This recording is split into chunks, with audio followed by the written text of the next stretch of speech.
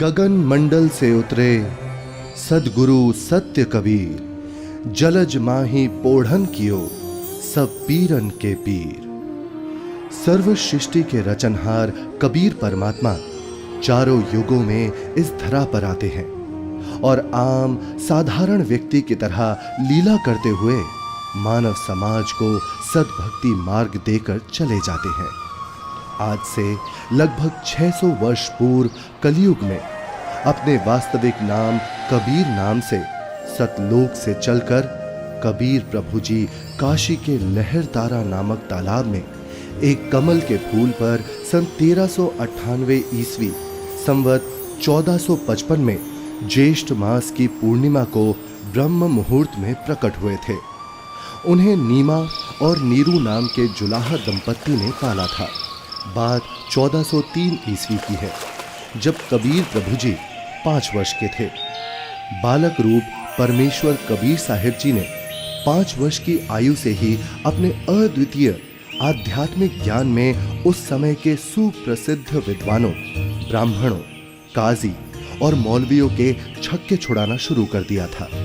उन्हीं में से एक लीला है परमेश्वर कबीर जी द्वारा 104 वर्षीय काशी के सुप्रसिद्ध ब्राह्मण स्वामी रामानंद जी को गुरु धारण करने और उनको अपने अनमोल सत्य ज्ञान का उपदेश प्रदान करने की। रामानंद स्वामी जी रोज ब्रह्म मुहूर्त में गंगा घाट पर नहाने जाते थे। एक दिन ऐसे ही जब वो नहाने गए, जैसे ही स्वामी रामानंद चलकर नदी के किनारे सीढ़ियों से उतरने लगे, स्वामी रामानंद जी के पैर के खड़ाऊ कबीर प्रभु के सर पर लगते हैं। बालक कबीर जोर जोर से रोने लगे। रामानंद जी के चेहरे के भाव बदलकर चिंता वाले हो गए। वो नीचे की तरफ झुके। जैसे ही रामानंद जी झुकते हैं, उनकी गले की कंठी, जो कि एक तुलसी के मनके की होती है, पौड़ी पर बैठे कबीर जी के गले में डल जाती है और स्वामी रामानंद जी रोते हुए बालक रूप में परमेश्वर के सर पर हाथ सहलाते हुए बोलते हैं, ये क्या अनर्थ कर दिया मैंने। रो मत बेटा, राम राम बोलो, राम राम। राम राम कहने से सब दुख दूर हो जाएंगे। ये बच्चा जरूर अपने माँ बाप से बिछड़कर यहाँ आ गया है।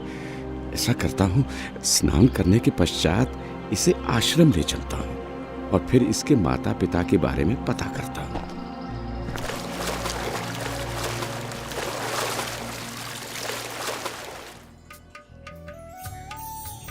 स्वामी रामानंद जी वैष्णव धर्म का प्रचार प्रसार भी खूब किया करते थे, जिसके लिए उन्होंने 1400 ऋषि शिष्य भी प्रचारक रूप में बना रखे थे। स्वामी जी के उन्हीं शिष्यों में से एक थे ऋषि विवेकानंद जी, जो कि बहुत ही अच्छे प्रवचनकर्ता रूप में प्रसिद्ध थे, जिनको स्वामी जी द्वारा काशी शहर के एक क्षेत्र का उपदेशक भी नियुक्त किया हुआ था। प्रतिदिन की तरह ही एक दिन जब ऋषि विवेकानंद जी शाम के समय विष्णु पुराण से कथा सुना रहे थे। श्री हरि विष्णु जी ही सभी के रक्षक व पूर्ण परमात्मा है। उन्होंने ही राम जी और कृष्ण जी के रूप में जन्म लिया है। वास्तव में भगवान विष्णु ही अजन्मे हैं, अविनाशी हैं। श्री हरि विष्णु भगवान की जय। श्री हरि विष्णु भगवान की जय। श्री हरि विष्णु भगवान की जय। वेद पढ़े पर भेद न जाने, बाँचे पुराण 18। पत्थर की पूजा करे, भूले सृजनहारा।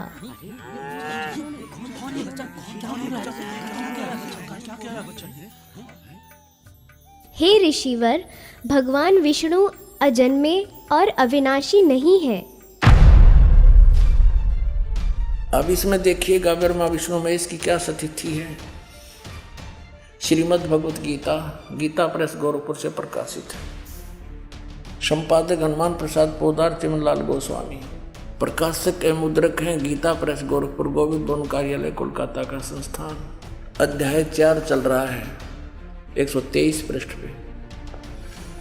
भगवान विष्णु अपनी माता दुर्गा की स्तुति कर रहे हैं, तुम शुद्ध स्वरूपा हो, ये सारा संसार तुम इसे उद्भासित हो रहा है। मैं ब्रह्मा और शंकर हम सभी तुम्हारी कृपा से विद्यमान हैं। हमारा आविर्भाव माने जन्म और तिरोभाव माने मृत्यु हुआ करता है। हमारा तो जन्म और मृत्यु होता है, केवल तुम ही नित्य हो, जगत जननी हो, प्रकृति और सनातनी देवी हो।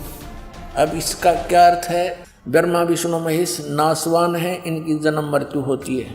हे ऋषिवर, भगवान विष्णु अजन्मे और अविनाशी नहीं है। शिव पुराण में लिखा है कि निराकार परमात्मा आकार में आया। वे सदा शिव काल रूपी ब्रह्म कहलाया। उसने अपने अंदर से एक स्त्री प्रकट की जो प्रकृति देवी, अष्टांगी, त्रिदेव जननी, शिवा आदि नामों से जानी जाती है। पवित्र शिव पुराण ये गीता प्रेस गोरखपुर से प्रकाशित है।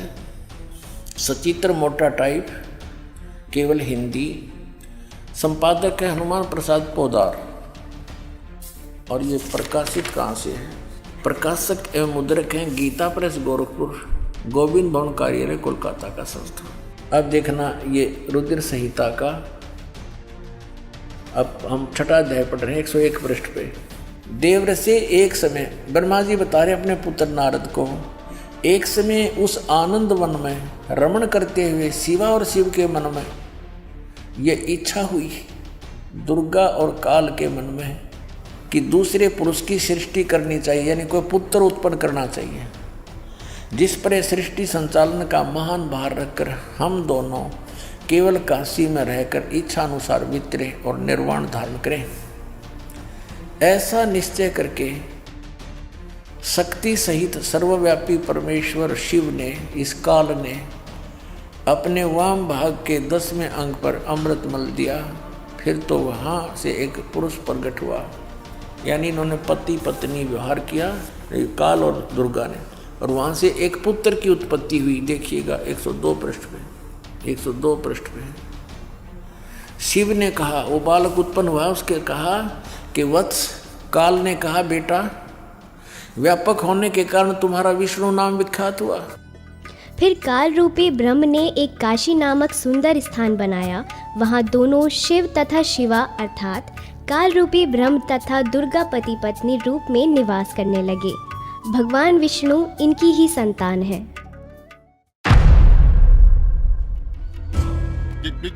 ये सब झूठ बोल रहा है। और ये सब छोड़, तू ये बता तू कौन है, किस जाति का है, गुरु कौन है तेरा? ये तो जुलाहा है, नीमा नीरू का पुत्र है। हे ब्राह्मण, मेरे गुरु भी वही है जो आपके गुरु हैं। अच्छा, तुझे पता भी है मेरे गुरुदेव कौन है? मेरे गुरुदेव स्वामी श्री श्री 1008 स्वामी रामानंद जी महाराज हैं। जी पंडित जी, मेरे गुरुजी भी स्वामी रामानंद जी ही हैं। झूठ, सरासर झूठ। देखो भाइयों, ये जुलाहा सरेआम झूठ बोल रहा है। मेरे गुरुजी तेरे जैसे अछूत के दर्शन भी नहीं करते। शिष्य बनाना तो बहुत दूर की बात है। कल सुबह तुझे गुरुजी के समक्ष पेश करूंगा। दूध का दूध, पानी का पानी हो जाएगा। गुरुदेव तुम्हें स्वयं दंड देंगे। मेरे गुरु का नाम मिट्टी में मिलाता है।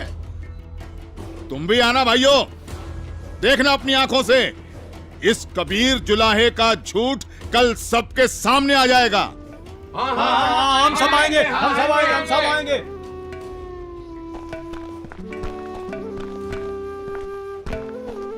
अरे पंडित जी, कम से कम मेरे सवाल का उत्तर तो देते जाइए। विवेकानंद सीधा रामानंद जी के पास पहुंचा और उन्हें सारी बात बताई। रामानंद जी भी गुस्सा हो गए कि आखिर कैसे एक जुलाहा खुद को मेरा शिष्य बता सकता है। हे गुरुदेव, एक छोटी जाति का जुलाहा अपने आप को बड़ा विद्वान सिद्ध करने के लिए भगवान विष्णु जी को नाशवान बताता है। क्या नाम है उसका? गुरुदेव, उसका नाम कबीर है। कबीर? हाँ गुरुदेव, कबीर। हे गुरुदेव, उसने तो हम ब्राह्मणों का घर से निकलना भी दूभर कर दिया है। हमें महाशर्मिंदा होना पड़ रहा है। आज उसने भरी सभा में कहा कि पंडित स्वामी रामानंद जी मेरे गुरुजी हैं, मैंने उनसे दीक्षा ले रखी है। झूठा है वो, सरासर कपटी है वो जुलाहा। वो कैसे मुझे अपना गुरु बताता है? उसको कल लेकर आओ मेरे सामने, और उन सभी को भी बुला लेना जिनके सामने उस तुच्छ जुलाहे ने तेरी बेइज्जती की है। कल सभी के समक्ष उसके झूठ का पर्दाफाश करूंगा।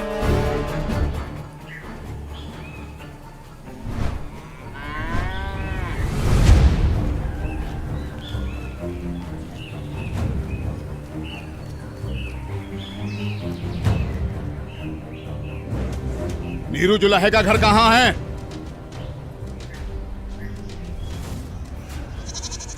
नीरू, नीरू सुनो, नीरू, नीरू। क्या हुआ भाई, बड़े परेशान दिख रहे हो? विवेकानंद अपने साथियों के साथ कबीर को पकड़ने आ रहा है। आपका घर पूछ रहा है। हाँ, लगता है कबीर ने इनको कुछ कहा है। उसे समझाओ, इनसे पंगा ना ले। क्या कौन आ रहा है? हमें हमारे कबीर के लिए कौन आ रहा है?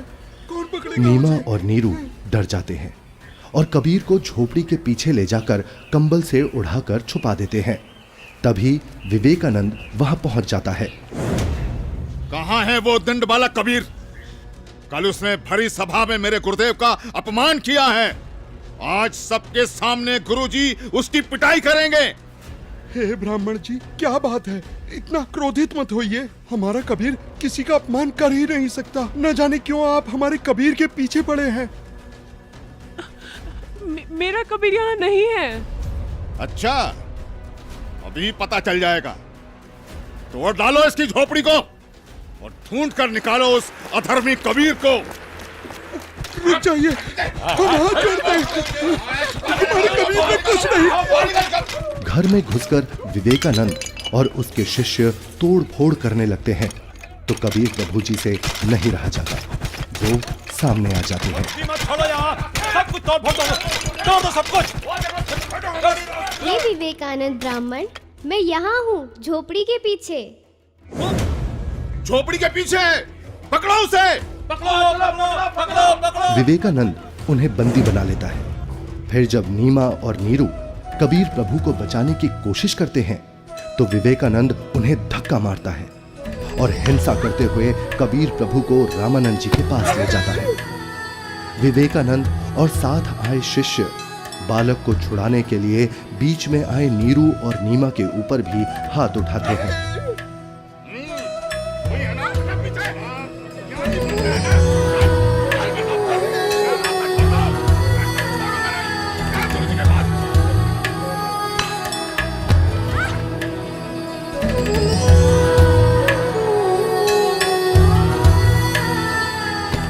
नीरू को भी कुछ गुंडे लाठी डंडों से मार मार कर मृत समान कर देते हैं।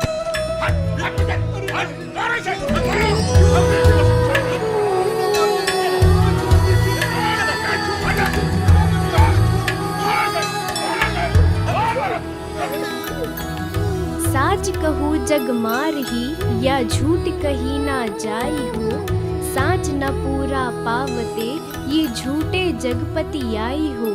एक तरफ विवेकानंद कबीर प्रभु जी को पकड़कर रामानंद जी के पास ला रहा था और दूसरी तरफ रामानंद जी ने अपनी कुटिया के बाहर एक बड़ा सा पर्दा लगवा दिया जिससे रामानंद जी की नजर शूद्र पर ना पड़े।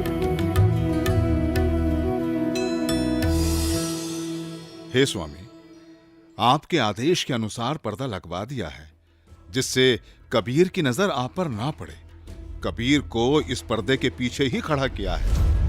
मारो इसे, इसने हमारे गुरुदेव का अपमान किया है। मारो, हमारे ईश्वर की निंदा की है इसने।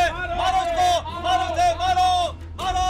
शांत शांत शांत। आप सभी शांत रहें। गुरुजी खुद ही इस अधर्मी को सजा देंगे। कौन है तू जुलाहे? मैं सतलोक का निवासी हूँ, अजन्मा अविनाशी हूँ, पूर्ण ब्रह्म परमेश्वर हूँ। मेरा नाम कबीर देव है। ये सृष्टि मुझ पर ही आश्रित है।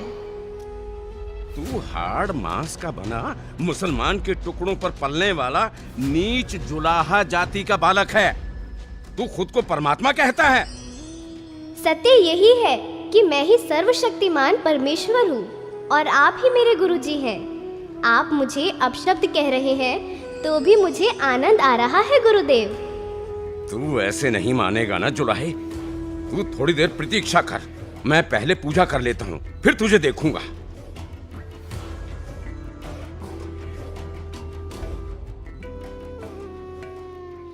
कहीं ये बालक सच में तो भगवान नहीं है, क्योंकि भगवान तो किसी भी रूप में कहीं भी आ सकते हैं। कहीं मुझसे कोई गलती ना हो जाए। अपनी पूजा साधना के बाद सोच समझ के बात करूंगा। 104 वर्ष के रामानंद जो कि सालों से ध्यान कर रहे थे, वो ध्यान करते हुए ही ध्यान में ही भगवान की काल्पनिक छवि बनाते और उनकी पूजा करते। लेकिन उस दिन ध्यान में कुछ अलग हुआ। स्वामी जी कल्पना में खड़े होते हैं और श्रद्धा से नंगे पैरों जाकर गंगा से जल लेकर आए और ठाकुर जी के वस्त्र उतारे, फिर स्नान करवाया तथा नए वस्त्र पहना दिए, तिलक लगाया और भगवान के सर पर मुकुट रख दिया। तब पास में रखी कंठी पर ध्यान गया और कल्पना में ही बोले, हे भगवान, आज तो कंठी डालना ही भूल गया। फिर कंठी उठाकर मुकुट के ऊपर से डालने लगे, लेकिन माला मुकुट में फंस गई। अब स्वामी जी चिंतित हो गए और कल्पना में ही सोच रहे हैं, हे भगवान, आज ये आपके दास के साथ क्या बनी? यदि कंठी नहीं डाली तो पूजा अधूरी रह जाएगी, और अब यदि मुकुट उतार दिया तो पूजा खंडित हो जाएगी। आज से पहले ऐसी गलती कभी नहीं बनी थी।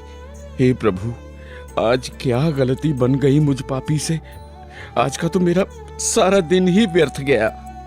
जब स्वामी जी मन ही मन में व्याकुल हो रहे थे और अपने आप को कोस रहे थे, तब परमेश्वर कबीर साहिब जी पर्दे के पीछे से बोले, हे स्वामी जी, चिंता मत कीजिए, इस माला की गांठ खोल दीजिए और फिर ठाकुर जी के गले में डालकर इस माला को बांध दीजिए, फिर आपको मुकुट उतारना नहीं पड़ेगा।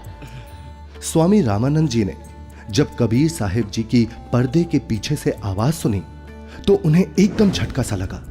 वो एकदम आंखें खोलकर चौंक जाते हैं और मन ही मन विचार करते हैं कि हे भगवान, ये क्या? यहाँ ना तो कोई मूर्ति है और ना कोई माला। मैं तो काल्पनिक पूजा कर रहा था और मेरे मन में चल रही इस काल्पनिक क्रिया को इस बालक ने कैसे जान लिया? ये कोई साधारण बालक नहीं हो सकता। मेरे इस भजन क्रिया को तो केवल भगवान ही जान सकता है। ये तो साक्षात भगवान है। आपने तो मेरे मन की बात बता दी। आप तो स्वयं भगवान आए हो। आप कोई साधारण बालक नहीं हो। हाँ, आप कोई साधारण बालक नहीं हो। फिर स्वामी जी को महसूस हुआ कि बालक कबीर के शरीर में कहीं हड्डियां तो महसूस हो ही नहीं रही। तभी वो बालक कबीर को सीने से हटाकर उनके हाथ पैर यानी शरीर को दबा दबा कर देखने लगे। हे भगवान, आपका शरीर तो बहुत कोमल है, जैसे रुई हो। आपके शरीर की तुलना में मेरा तो पत्थर जैसा शरीर है।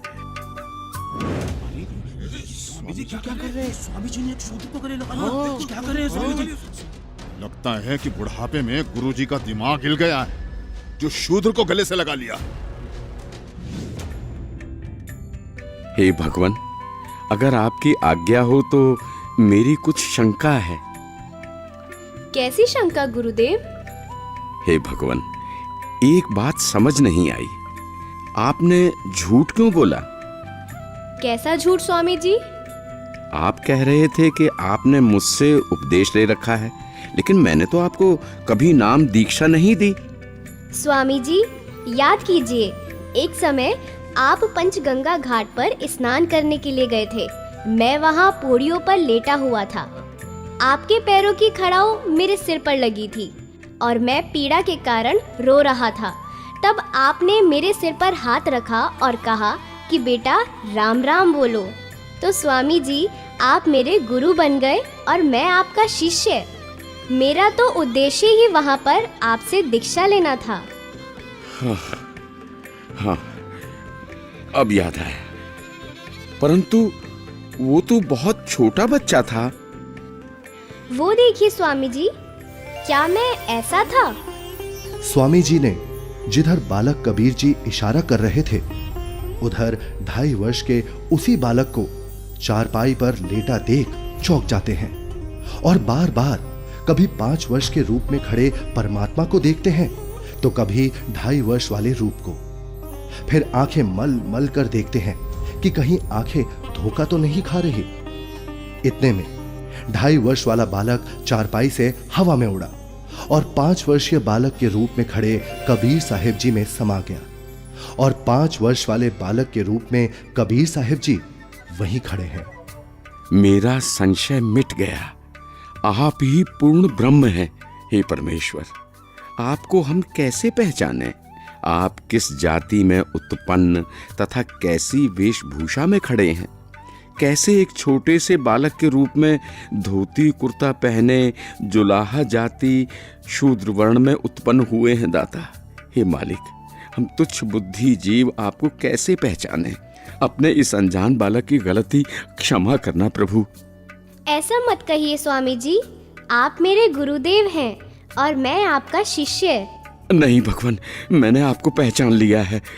भगवान, आपके बच्चे की कुछ और शंकाएं हैं जिनका निवारण चाहता हूँ, यदि आपकी आज्ञा हो तो। हाँ स्वामी जी, बोलो, आपकी क्या शंकाएं हैं? हे कबीर देव, मैं अपने शिष्यों को राम नाम जाप करने को नहीं देता। यदि आपने मुझसे दीक्षा ली है तो आप मुझे वो मंत्र बताइए जो मैं अपने शिष्यों को देता हूँ। स्वामी जी, आप ओम नाम जाप करने को देते हो। आपने जो मंत्र बताया ये तो सही है, लेकिन एक शंका और है, कृपया उसका भी समाधान कीजिए। पूछिए गुरुदेव जी। मैं जिसे शिष्य बनाता हूँ उसे एक चिन्ह देता हूँ, वो आपके पास नहीं है। हे गुरुदेव, आप एक तुलसी की कंठी माला देते हो गले में पहनने के लिए। ये देखो गुरुदेव, उस दिन पंचगंगा घाट पर आपने ही तो अपने गले से निकालकर ये कंठी मेरे गले में पहनाई थी। ये सारी लीलाएं देखकर वह बालक रूप में खड़े कबीर परमात्मा की बातें सुनकर स्वामी रामानंद जी समझ गए कि ये कोई साधारण बालक नहीं है। उसके बाद कबीर परमात्मा ने स्वामी रामानंद जी को अपने उसी 5 वर्ष के बालक के रूप में अपने साथ यमलोक, स्वर्गलोक, विष्णुलोक, शिवलोक और फिर अंत में सतलोक में ले जाते हैं। ये सतलोक है। सतलोक में नूरी आत्माएं घूमती हुई, सफेद वृक्ष, सफेद फल, फूल, महल, दूधों की नदियां दिखती हैं। हीरे मोतियों के चमकीले पहाड़, सफेद वस्त्रों में मोतियों की माला पहने आत्माएं सतलोक में घूमती हुई। फिर वो दोनों एक बड़े से गुंबदनुमा महल के अंदर सतलोक में भगवान के पास पहुंच जाते हैं। सतलोक में पूर्ण परमात्मा कबीर जी एक गुंबद में एक ऊंचे सिंहासन पर विराजमान दिखते हैं। दोनों उस सिंहासन पर बैठे परमात्मा को प्रणाम करते हैं। अब बालक रूपधारी कबीर देव उस सिंहासन के पास जाते हैं और सिंहासन पर बैठे अपने अन्य रूप पर चवर करते हैं। ऐसा देखकर रामानंद जी सोचते हैं, इसका मतलब कबीर देव जी इस सिंहासन पर बैठे सच्चे परमात्मा के सेवक हैं। तभी सिंहासन पर विराजमान तेजोमय परमात्मा सिंहासन से उठकर खड़े हो गए और कबीर देव जी के सामने हाथ जोड़कर कबीर देव जी को बैठने का आग्रह करने लगे। बालक रूप में कबीर परमात्मा सिंहासन पर बैठ गए और पहले सिंहासन पर बैठे परमात्मा बालक कबीर को चवर करने लगे। रामानंद जी प्रभु के सामने हाथ जोड़कर खड़े रहे। तभी फिर तेजोमय परमात्मा एक प्रकाश पुंज में बदल गया और फिर वो उस बालक कबीर जी के शरीर में समा गया। अब बालक कबीर जी का शरीर भी उतना ही तेजोमय हो गया जितना कि पहले सिंहासन पर बैठे परमात्मा का था।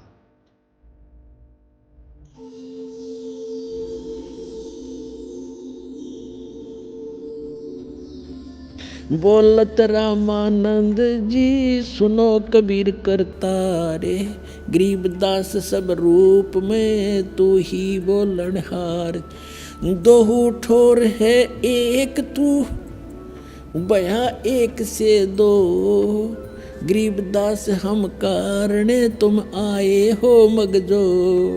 तुम साहेब तुम संत हो और तुम सतगुरु तुम हंस, गरीबदास तुम रूप बिना और न दूजा अंश। हे परमात्मा, आप जी स्वयं ही दोनों स्थानों पर लीला कर रहे हो। आप ही निज ब्रह्म पूर्ण ब्रह्म हो। तीनों लोकों में प्रवेश करके सबका धारण पोषण करते हो। मैंने आपका वो सनातन परम धाम आंखों देख लिया है। आप ही परमेश्वर हो, आप ही सतगुरु तथा आप ही तत्वदर्शी संत हो, और आप ही हंस अर्थात अच्छे बुरे को भिन्न भिन्न करने वाले सच्चे भक्त भी हो। मैं आपका भक्त, आप मेरे गुरुजी। स्वामी जी, आप मेरे गुरुजी ही बने रहो। मैं आपका शिष्य हूँ। ये गुरु परंपरा बनाए रखने के लिए अति आवश्यक है, नहीं तो भविष्य में संत भक्त कहा करेंगे कि गुरु बनाने की कोई आवश्यकता नहीं है। कबीर ने कौन सा गुरु बनाया था? इसलिए स्वामी जी, संसार की दृष्टि में आप मेरे गुरुजी की भूमिका कीजिए तथा वास्तव में जो साधना की विधि मैं बताऊं, आप वैसे भक्ति कीजिए। ठीक है परमात्मा, जैसी आपकी आज्ञा। इस प्रकार परमेश्वर कबीर जी ने 5 वर्ष की आयु में ही 104 वर्ष के ब्राह्मण को तत्व ज्ञान से परिचित कराया, और गुरु परंपरा को बनाए रखने के लिए कबीर साहेब जी ने स्वामी रामानंद जी को अपना गुरु बनाया।